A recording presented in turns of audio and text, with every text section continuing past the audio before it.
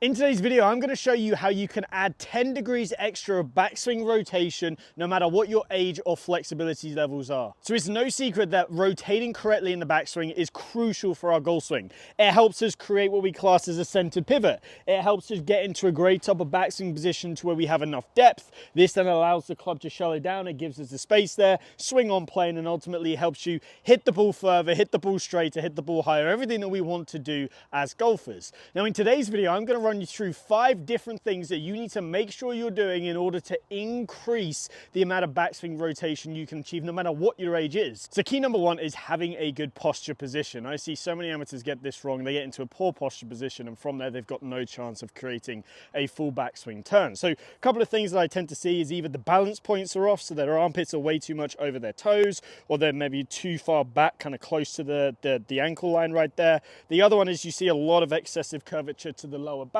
and a lot of knee bend. Now from here, whenever we're out of position, whether it be balance points or we've got that curvature to the lower back, we're going to have to correct those first before we can then start to rotate. So first of all, what are we looking to see with a good posture position? Well, I like players to favor a slightly taller position, especially golfers who lack a little bit of mobility, a little bit of flexibility. This is just because it's easier to rotate from a taller position. If I just get you to grab the club, hold it straight on your chest and stand nice and tall and just turn, you can see you can quite easily turn to 90 degrees. Now from there, do the same thing, stick your butt back nice and straight and bend over as far as you can. Try and turn from here and it's a lot harder to do it. So which one do we want to be closer to? We obviously want to be closer to the taller position. Now the next thing that I like to see is good balance points. Now what do I mean by balance points? Well, there are 2 main balance points that we can look at. Number 1, I want to see that the armpits, the front of the kneecaps and the balls of the feet are all in one straight line. And the second one you can kind of take from 2 different reference guides. You can either go from sort of the center of your hip, aka the back of your pocket. You want it to be somewhere over your ankle joint, and then you can take the back edge of your butt. You want it to be no more than, say, a golf club head width outside of your heel line. Now the last thing that I like to see is a nice flat lower back. I see so many people get into this anterior pelvic tilt, loads and loads of knee bend right there. Now from here, we've got to undo that to flatten our back to then be able to turn. So what I want to see is I want you to feel like you can tuck your belt buckle closer to your belly button so you can flatten off that lower back. Now those are loads of little checkpoints right there, but let's actually just give you an all-in-one drill that's going to help you sort of solve this out. So what I want you to do is I want you to set up to the golf ball your normal way. So just set up how you normally would. Let's just say you're a golfer who has a lot of forward bend and quite a bit of anterior pelvic tilt. Now from there, I want you to just stand up nice and tall and just relax your body down, shake everything out. From there, lower your arms down until you can feel that good connection with your arms and your chest, and it's roughly at your belt buckle height. Now from there, I then just want you to soften your knees till the fronts of your knees roughly get over the balls of the feet, and then all I want you to do is just round forwards and let the club drop until it touches the ground. Now what you can see from the downline view is I haven't stepped further away, but the club head is quite a ways inside the golf ball.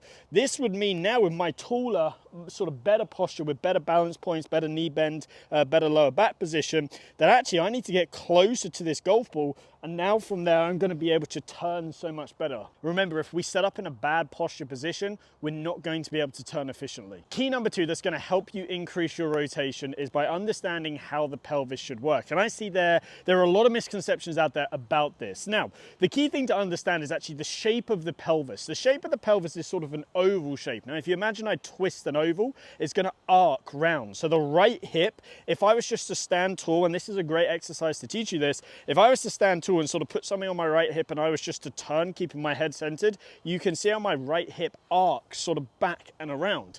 And this is where I see so many golfers go wrong, because they'll set up to the golf ball.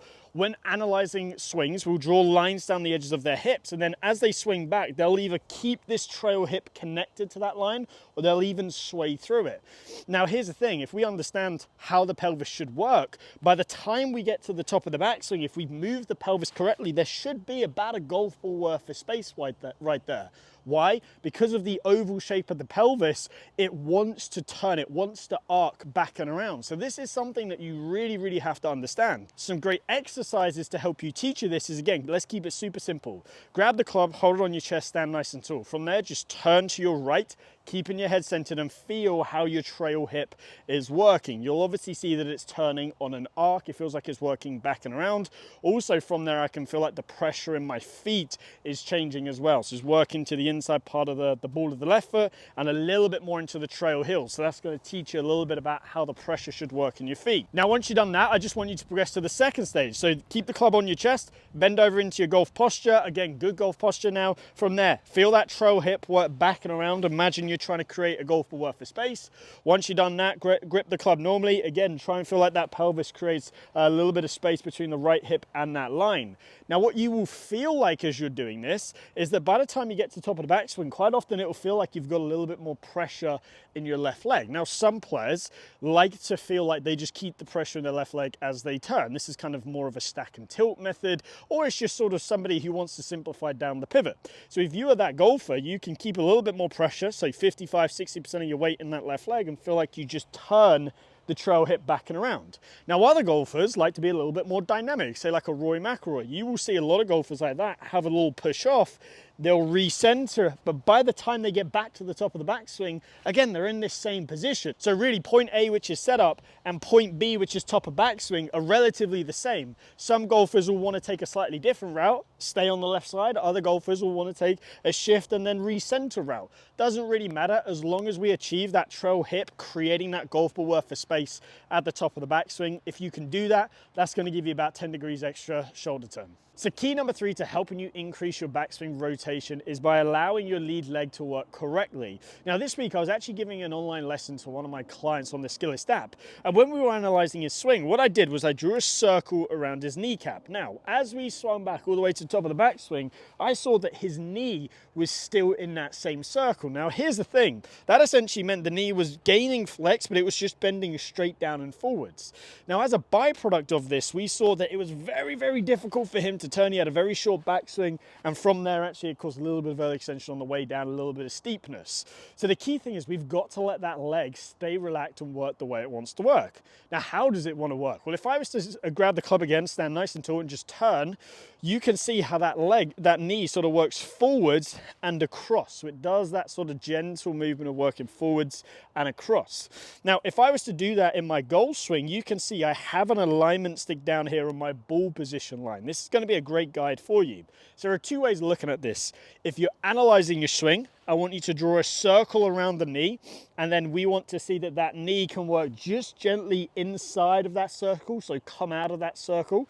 Or if we're practicing, we can have this alignment stick down and we can make a backswing and feel like the knee works towards that alignment stick, but obviously it doesn't collapse past it. If it collapses past it, we don't have a good stable base. So the key is allowing this knee to gently work in towards this alignment stick. Now, as an added bonus, you can let that heel come off the ground if you want.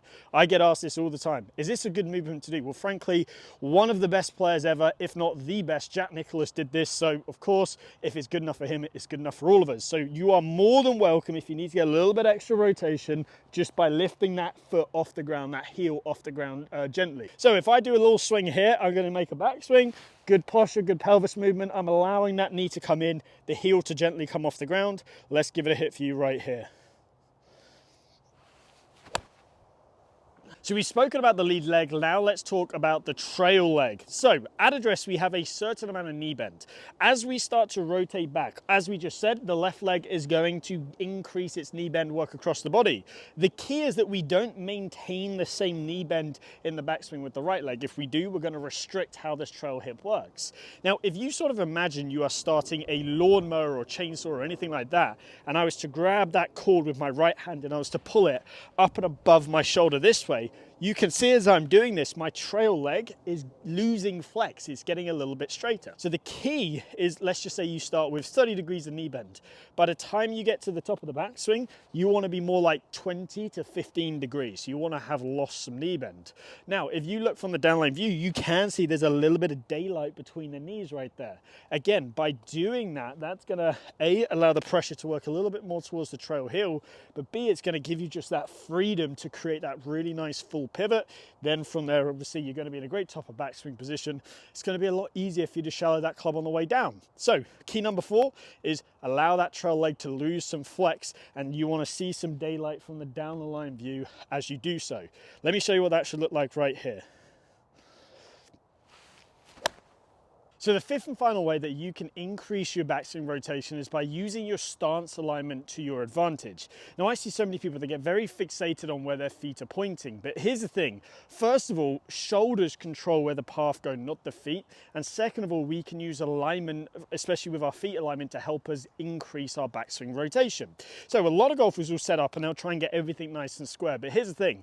If I set up with my feet massively closed or massively open, but my shoulders square, I'm still going to swing square because again, shoulders control path. So at address, if you want to increase your backswing rotation, there is nothing saying that you can't just drop your trail foot back. Now, if I take this alignment stick on the ground and I place it through my belt loops, what you will notice is as I drop that trail foot back, you can see from the downline view, here's normal setup right here, shoulders are square. If I drop that trail foot back, you see how it already gives me a little bit of backswing rotation? So essentially it presets some rotation in the hips and the backswing.